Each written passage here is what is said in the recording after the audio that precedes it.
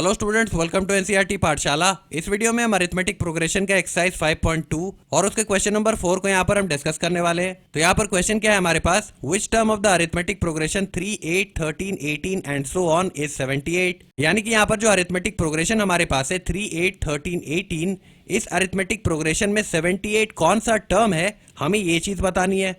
Right तो देखिए, इस क्वेश्चन को बेहतर समझने के लिए आपको दो चीजें पता होनी चाहिए। पहली, n क्या होता है और दूसरी a ऑफ n क्या होता है। ये मैं पिछले वीडियोस में आपको काफी बार बता चुका हूँ। n का मतलब क्या होता है, n होता है पोजीशन किसी भी एक गिवन टर्म का। और अगर मैं a ऑफ n की बात करूं तो इसका क्या मतलब होता है, इसका मतलब होता है वैल्यू ऑफ पोजीशन n, है ना।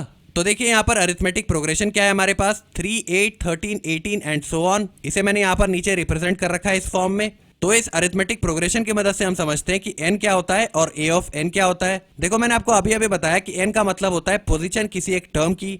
यहाँ पर अगर मैं 3 की बात करता हूँ तो 3 हमारे पास पहले पोजीशन पर है ना। वहीं पर अगर मैं 8 की बात करता हूँ तो ये दूसरे पोजीशन पर है, 13 हमारे पास तीसरे पोजीशन पर है और 18 हमारे पास चौथे पोजीशन पर है। तो ये जो नंबर्स हमने ऊपर लिख रखे हैं 1, 2, 3, 4, ये है n। राइट, ये बताते हैं कि किस पोजीशन की बात हो रही है। और अगर मैं a ऑफ n कहूं तो इसका मतलब है किसी पोजीशन की वैल्यू क्या है अरिथमेटिक प्रोग्रेशन में, वो a ऑफ n होता है। अगर मैं एग्जांपल के तौर पे आपसे कह रहा हूं कि n की वैल्यू हमें 3 गिवन है, राइट, तो इसका क्या मतलब हुआ, इसका मतलब हुआ कि हम तीसरे पोजीशन की बात कर रहे हैं। राइट तो यहाँ पर तीसरा पोजीशन यहाँ पर है हमारे पास। और अगर मैं a ऑफ n की बात करूं तो देखिए n की वैल्यू तो हमने 3 ले रखी है। राइट तो यहाँ पर नीचे n की जगह पर क्या आ जाएगा, 3। तो a ऑफ n यानी कि a ऑफ 3 कहने से मेरा मतलब क्या है, इसका मतलब है कि तीसरे पोजीशन की वैल्यू क्या है ये आपको a3 बताएगा।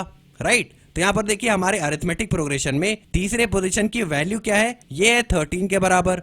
राइट तो यहाँ पर a3 की वैल्यू क्या है, ये है 13। अब इसी तरह से अगर मैं n की वैल्यू आपको 4 दे दूं तो इसका क्या मतलब हुआ, इसका मतलब हुआ कि हम चौथे पोजीशन की बात कर रहे हैं, है ना। और वहीं पर अगर मैं आपसे a ऑफ n, और क्योंकि n की वैल्यू 4 हमने आपकी बार ले रखी है तो इसका मतलब है कि मैं a ऑफ 4 आपसे कह रहा हूं। तो इसका क्या मतलब हुआ, इसका मतलब हुआ कि हम चौथे पोजीशन पर वैल्यू क्या है अरिथमेटिक प्रोग्रेशन में उसकी बात कर रहे हैं। राइट तो यहाँ पर देखिए चौथा पोजीशन यहाँ पर है और इस चौथे पोजीशन पर वैल्यू क्या है अरिथमेटिक प्रोग्रेशन में, 18 के बराबर है। राइट तो यहाँ पर a4 की वैल्यू क्या हो जाएगी, ये हो जाएगा 18। तो होपफुली आपको n और a ऑफ n में डिफरेंस समझ आ गया होगा। n सिर्फ आपको पोजीशन के बारे में बताता है कि किस टर्म की बात हो रही है, और a ऑफ n आपको उस टर्म की वैल्यू के बारे में बताता है ना।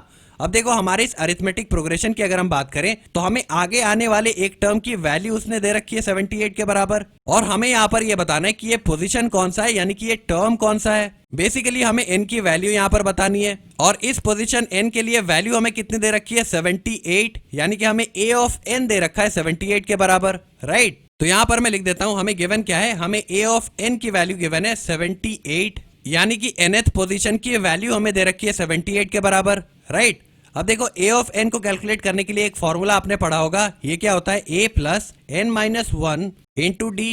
राइट अब ये फॉर्मूला आया कहां से, इसे समझने के लिए आप इस एग्जांपल को देख सकते हो। यहाँ पर हमारे पास सीरीज क्या है, 5, 10, 15, 20, 25 एंड सो ऑन। राइट और ये सीरीज अरिथमेटिक प्रोग्रेशन में है, क्यों, क्योंकि यहाँ पर कॉमन डिफरेंस हर दो टर्म्स के बीच कितना है, 5 के बराबर। इसे मैंने ऊपर लिख रखा है। तो यहाँ पर देखो, अगर आप पहले टर्म यानी कि 5 में एक बार कॉमन डिफरेंस यानी कि 5 को ऐड करोगे तो 5 प्लस 5 कितना हो जाएगा, 10 के बराबर। और 10 हमारे पास सेकेंड टर्म है।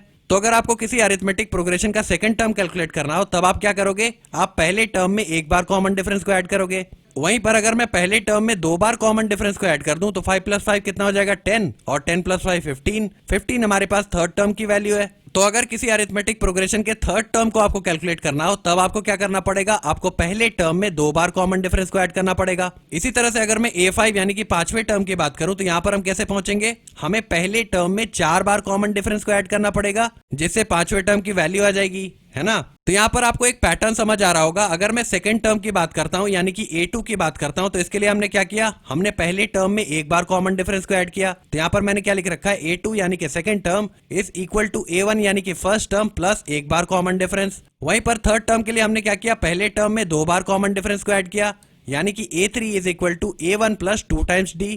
सिमिलरली चौथे टर्म के लिए आप क्या करोगे, पहले टर्म में 4 से 1 कम यानी कि 3 बार कॉमन डिफरेंस को ऐड करोगे, पांचवें टर्म के लिए आप क्या करोगे, पहले टर्म में 5 से 1 कम यानी कि 4 बार कॉमन डिफरेंस को ऐड करोगे। अब इसी तरह से अगर मैं आपसे आठवें टर्म यानी कि A8 की वैल्यू को कैलकुलेट करने के लिए कहूं, तब आप क्या करोगे, आप पहले टर्म यानी कि A1 में 8 से 1 कम यानी कि 7 बार कॉमन डिफरेंस को ऐड करोगे, है ना। अगर मैं आपसे 21st टर्म को कैलकुलेट करने के लिए कहूं, तब आप क्या करोगे, तब आप पहले टर्म यानी कि A1 में 21 से 1 कम यानी कि 20 टाइम्स कॉमन डिफरेंस को ऐड करोगे, है ना।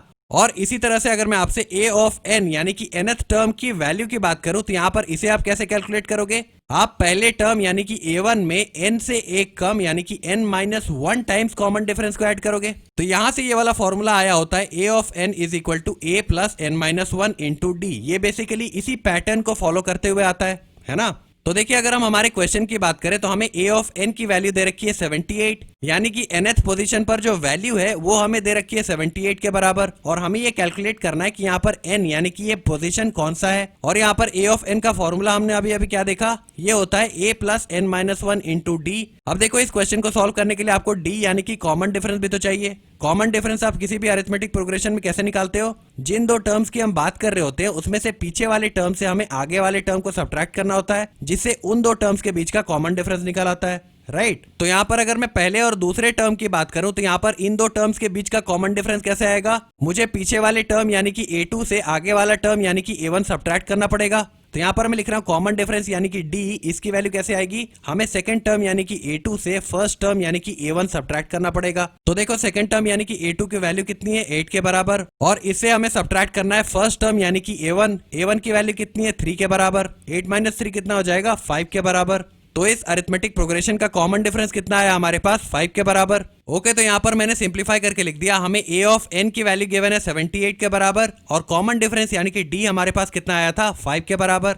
अब देखो a ऑफ n को कैलकुलेट करने का फॉर्मूला क्या होता है, ये होता है a plus n minus 1 into D, right. और हमें a ऑफ n की वैल्यू तो उसने ऑलरेडी दे रखी है, ये कितना है, 78 के बराबर। तो यहाँ पर a ऑफ n की जगह पर हम क्या लिख सकते हैं, यहाँ पर हम लिख सकते हैं 78। इसके अलावा इस अरिथमेटिक प्रोग्रेशन का पहला टर्म यानी कि a भी हमें पता है, यहाँ पर पहला टर्म क्या है, 3 के बराबर। तो यहाँ पर a की जगह पर हम क्या लिख सकते हैं, 3। और हमने कॉमन डिफरेंस यानी कि d को अभी अभी कैलकुलेट किया, ये कितना आया, 5 के बराबर। तो यहाँ पर d की जगह पर हम क्या पुट कर सकते हैं, यहाँ पर हम पुट कर सकते हैं 5। अब देखिए यहाँ पर जो इक्वेशन हमारे पास है, इसे अगर हम सॉल्व कर ले तो हमें n की वैल्यू मिल जाएगी। n क्या होता है, पोजीशन, राइट। यानी कि हमें उस पोजीशन n के बारे में पता चल जाएगा जिसकी वैल्यू यानी कि a ऑफ n 78 है हमारे पास। तो यहाँ पर देखिए सबसे पहले अगर मैं 3 को LHS पर सेंड कर दूं तो यहाँ पर लेफ्ट हैंड साइड पर वैल्यू हमारे पास 78 ऑलरेडी प्रेजेंट है, और +3 जब लेफ्ट हैंड साइड पर आ जाएगा तो ये हो जाएगा -3। This will be equal to n minus 1 into 5। अब 78 माइनस 3 कितना होता है, 75 के बराबर। This will be equal to n minus 1